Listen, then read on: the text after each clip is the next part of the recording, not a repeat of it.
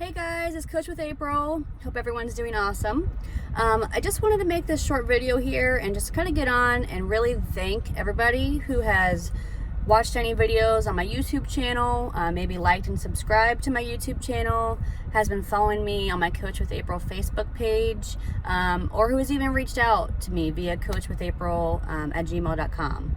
Super appreciative. I love everybody. Thank you so much. You guys don't know the support and like what that means and does for me.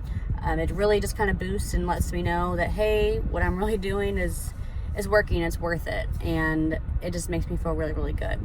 So thank you so much. Hope you guys continue to like and subscribe to my videos. And with that being said, I just kind of wanted to talk today about STDs and STIs and how they do not define you as a person. If you would have met me maybe 9-10 years ago, you would have realized that I did let herpes kind of dictate and control my life. When I found out about it, I was really obviously upset. I was secluded myself. I had a lot of emotions, a lot of feelings towards myself. I was upset with myself. I felt disgusting, like a lot of different emotions and feelings that came along with finding out that I had herpes.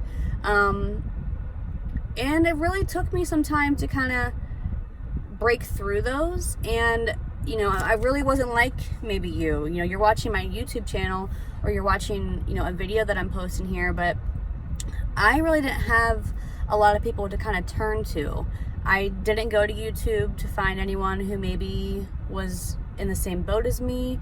I didn't have a Facebook, so I wasn't part of any of like communities or even finding other people who had herpes like I did. So I kind of just dealt with it in my own way. Obviously I kind of pushed it towards the back of my head. I didn't let it bother me, but it was still there. There was a lot of the main reasons why I stayed in an emotionally not stable relationship for like 6 years. I felt that herpes was going to control my life. Like, who would want someone who has herpes? It didn't matter how beautiful or how smart or intelligent, anything about myself as a person, but I truly felt like, okay, why should I leave my boyfriend for somebody who is not ever going to want me because I have an STD that will never go away? Like, that is what I kept telling myself over and over again. Obviously I've had kids. I have 2 boys, 8 and 6. Very thankful and blessed that I have them in my life. And, I did have them after the fact of me, getting herpes. So please, if you're also watching this and that is a concern of yours, please understand that you can, by all means, have kids. You can have 1 kid, you can have 20 kids. Like, that does not hold you back. There's definitely a lot of things that doctors, take as precaution. And so that is definitely something that you're able to do. But so yeah, I think a few years ago, I started to really realize, okay, guess what? Herpes is not it does not define April Collins. It does not mean that April Collins is some nasty girl who slept with hundreds of people and, now has an STD.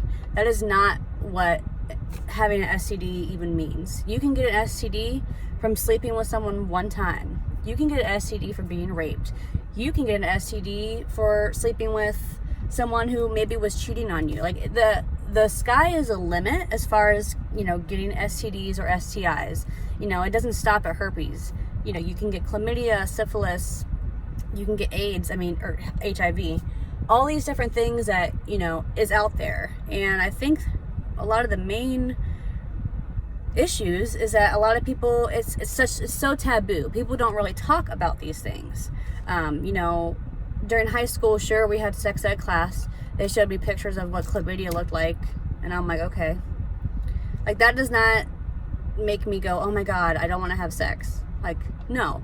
We are normal. We are human beings. Like, everyone is wired to be sexually attractive to who or whatever you are sexually attracted to.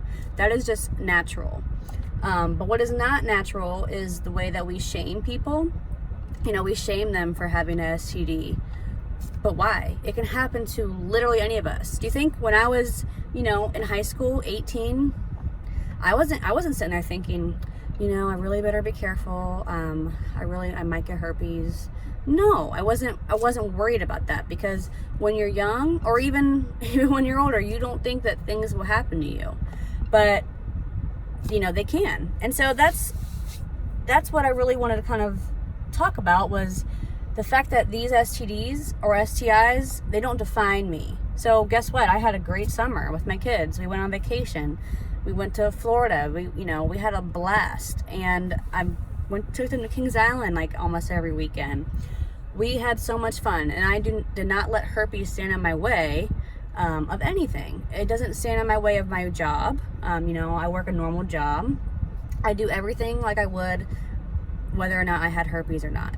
And I really just want to get that message out there to people, because, you know, maybe you just found out that you do have herpes, and, you know, it's normal to definitely go through it's almost like a grieving process in some ways, that, you know, you are still a normal person. You are a human being who deserves to be loved and cared for.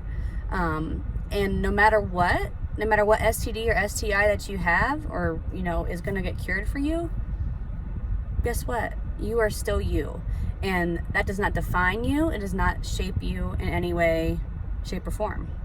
So yeah, I just really wanted to kind of talk about that. And hopefully, you know, if you're watching this and maybe you have let herpes or other STDs kind of hold you back from doing something in your life, please, you know, reach out to me. I want to talk with you. I want to help you.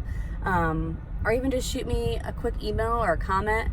You know, that is fine. I want to be able to help you break through that, because it's so important. There's a big life out there for all of us to be living, and we all have a purpose, and we can't let something like STD or STI control us.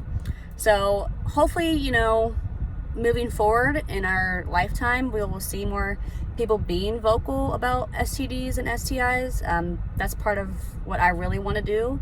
Is help especially the younger generations understand STDs and STI more, and also just sex education in general. There's such a lack of that, I feel, in today's society, and there's so much that could be done to help these kids, and to accept that, hey, guess what? We're all humans. We all have sexual desires, and we gotta stop just telling kids don't have sex. So anyway, I can get on a rant for days about this type of stuff, but I really wanted to just kind of get on here and spread my message, and I hope this helps somebody. If you have any questions, again, feel free to reach out to me, coachwithapril@gmail.com. You can always follow me on Facebook, Coach with April, or please feel free to, you know, comment on my videos, and like and subscribe to my YouTube channel. So thanks, guys. Love you so much. Have a fabulous day.